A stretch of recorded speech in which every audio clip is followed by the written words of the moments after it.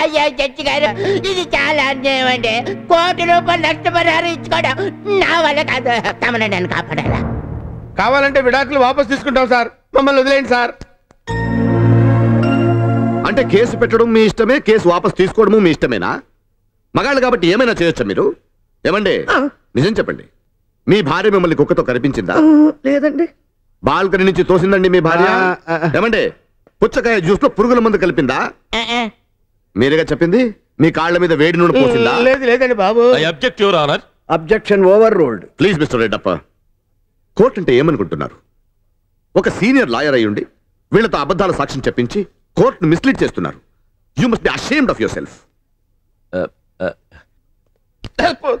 తప్పు అయిపోయింది జడ్జి గారు, మమ్మల్ని క్షమించండి. క్షమించడమా? మిమ్మల్ని నెవర్. మీరు ఈ కోర్టులో చెప్పిన దొంగ సాక్ష్యాలనైనా క్షమించొచ్చేమో గానీ మీరు మీ భార్యలకు పెట్టిన మెంటల్ హారాస్మెంట్, మెంటల్ టార్చర్, ఇది క్షమించరాని నేరం. Your honour, domestic violence prevention act 2005 గృహ హింస చట్టం కింద వీళ్లకు 5 ఏళ్ల కఠిన కారాగార శిక్ష విధించాలి. నో, 10 ఏళ్ల కారాగార శిక్ష కాదు, యావజ్జీవ కారాగార శిక్ష. అసలు యువర్ ఆనర్ నన్ను అడిగితే వీళ్లకు ఉరి శిక్ష కూడా సరిపోదు యువర్ ఆనర్.